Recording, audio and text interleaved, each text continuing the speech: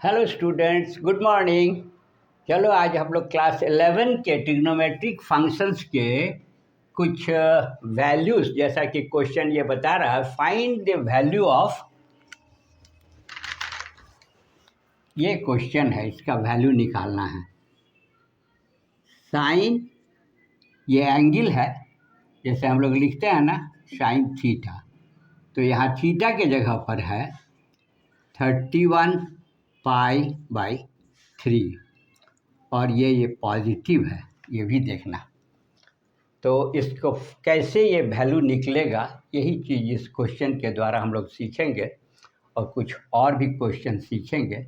तो एक बेसिक चीज़ पहले आप सीख लो। मान लो कि ये सर्किल है, सर्किल में यहाँ से 0 डिग्री होता है और इधर पाई है, और यदि इस रास्ते से एंटी क्लॉकवाइज डायरेक्शन में जाएगा तो सेंटर से जो एंगल बनेगा ये पॉजिटिव एंगल कहलाता है।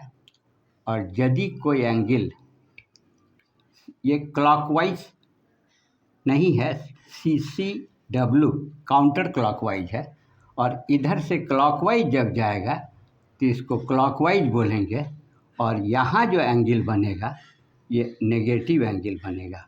एक इम्पॉर्टेंट चीज़ ये हमेशा याद रखना।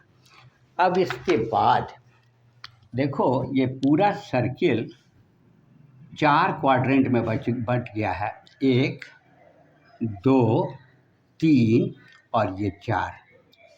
फर्स्ट क्वाड्रेंट में ऑल पॉजिटिव, ऐसा याद करना। ऑल पॉजिटिव का मतलब ट्रिग्नोमेट्रिक का साइन, कॉस, टेन, कॉट, सेक सब पॉजिटिव होगा।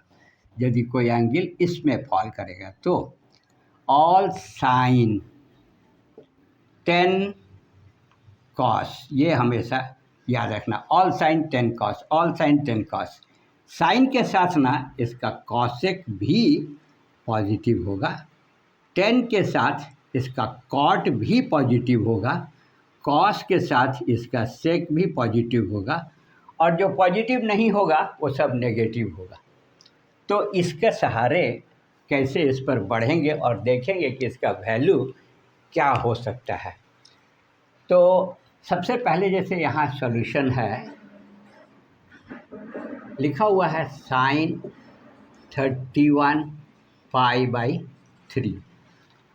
अब ये वैल्यू 31π/3 को हम लोग ब्रेक करेंगे तो कैसे करेंगे? 31 को ना 3 से डिवाइड करो, तो 10 3 जा 30 आ गया ना, यहाँ 1 आया। अब इस 31/3 को हम लोग यहाँ पाई लगा दो, यहाँ भी पाई लगा दो। तो अब देखो क्वेश्चंस आपके पास ऐसा दिखेगा, 10π + π/3, यहाँ देखो 3 है, 10π/3। ये एक रफ वर्क आप करोगे तो ये हो जाएगा। और देखो कि ये दोनों सेम हुआ कि नहीं, ये सीख गए। तो अभी देखो क्या है, 10 3 जा 30 + 1 31π, ये और ये सेम है ना।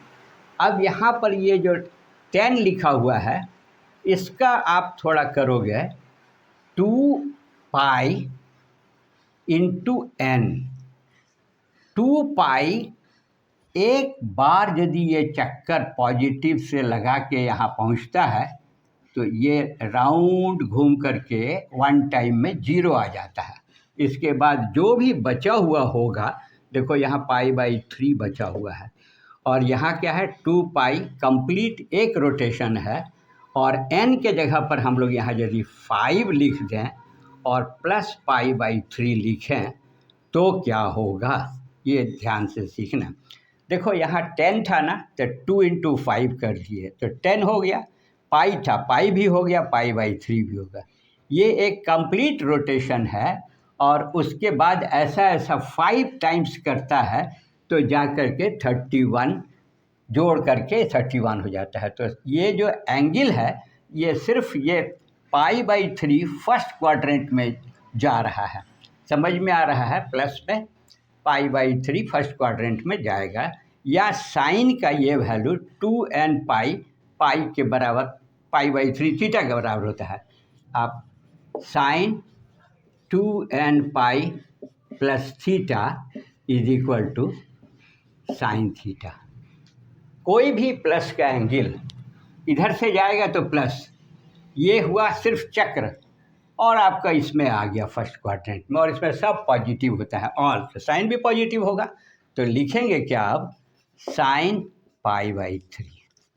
अब देखो पाई/3 कुछ नहीं है, पाई/3 ना, पाई होता है 180 डिग्री, और 3 से डिवाइड कर दोगे तो 60 आ जाएगा। जो लोग नया अभी पाई के रूप में, रेडियन के रूप में एंगल देख रहे हैं, और इसको आप जानते हो, मान लो कि हम यहाँ थोड़ी देर के लिए लिखें साइन 60 डिग्री, तो साइन 60 डिग्री का वैल्यू तो जानते हो, वही वैल्यू पाई/3 का होगा। तो ये वैल्यू कितना होगा, साइन 60 होता है √3/2। Therefore the value of this sine 31 पाई/3 इज इक्वल टू √3/2, और यही आंसर है। बहुत अच्छी तरह। Another question of the same fashion, find the value of 10, trigonometric ratio is 10, angle is in negative -13 पाई/3। तो इसका मतलब हुआ कि 10 थीटा माइनस थीटा है, माइनस है। तो अब हम लोग देखेंगे कि माइनस का एंगल इस साइड से मूव करेगा तब होगा। तो इसको जरा देखेंगे कि कॉस में और सेक में सिर्फ पॉजिटिव होता है नेगेटिव एंगल, यहाँ माइनस है ना, तो 10 का जो वैल्यू होगा, इस 10 के वैल्यू को आप सॉल्यूशन लिखोगे कि 10 -13 पाई/3, ये नेगेटिव माइनस की तरफ से जो होगा एंगल, ये 10 दोनों पॉजिटिव होता है, इसके अलावे 10 कॉट साइन कॉस, सारा जो कॉस और सेक को छोड़ करके सब नेगेटिव होगा। तो इस नेगेटिव को आप बाहर कर दो और इधर लिखो 10 13 पाई/3। ये समझ में आया, ये समझ में आया, 13 पाई/3 समझ में आया। क्यों नेगेटिव हुआ, क्योंकि ये नेगेटिव कॉस और सेक को छोड़ करके सब नेगेटिव। अब इस 13/3 को देखो डिवाइड करो तो कितना हो रहा है, 10 तिहाई 30, सॉरी 3 तिहाई 9, 3 चौके 12।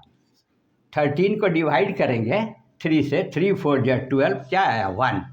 अब यहाँ पाई लगा दो, यहाँ भी पाई लगा दो, जैसा कि पहले सिखाए थे। तो अब लिखेंगे माइनस, फिर लिखेंगे 10, फिर 13 को लिख सकते हैं ना 4 पाई प्लस पाई/3, ओके, 4 पाई प्लस पाई/3। अब देखो ये 2 है, 2 का मल्टीपल्स है, तो पाई/3 एंगल होगा, लेकिन नेगेटिव होगा। तो लिखेंगे 10 पाई/3, और पाई/3 क्या है, देखो 180/3 करेंगे तो 60 डिग्री के बराबर है। तो -10 60 डिग्री का मान क्या होगा, ये होता है 10 60 डिग्री का मान √30 होता है। तो यहाँ देखेंगे, लिखेंगे -√3 नॉट 30, ये है इसका आंसर।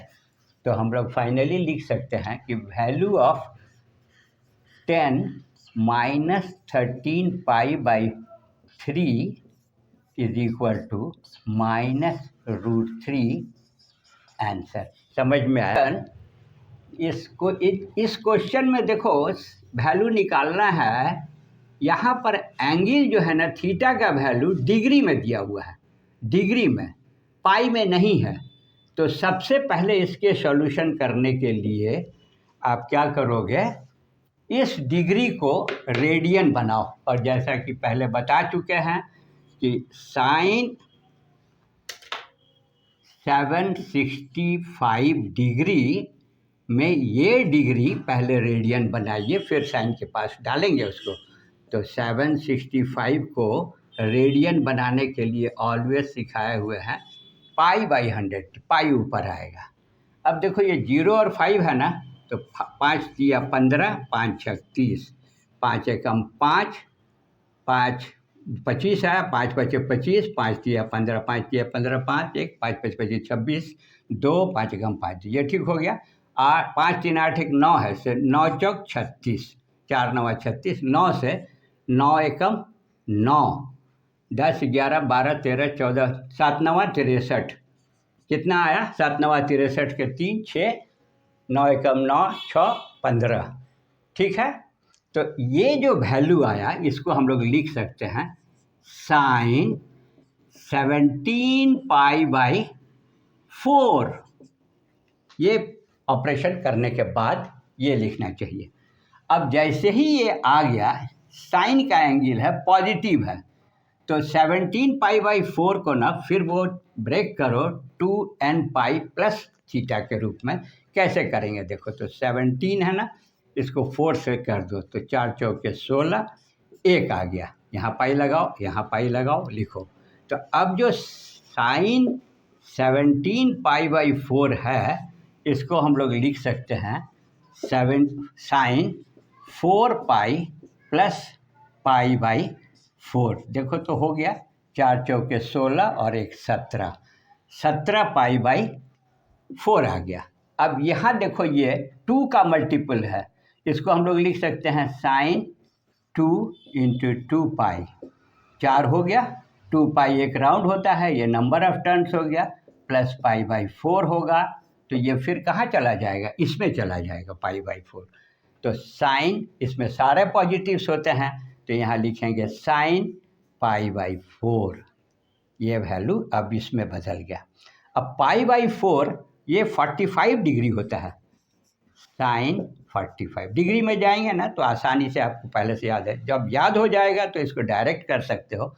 साइन 40 का वैल्यू होता है 1/√2। देयरफॉर जो क्वेश्चन पूछा था sine 765 degree is equal to 1/√2, और यही आंसर है। Friends, see another question number 4।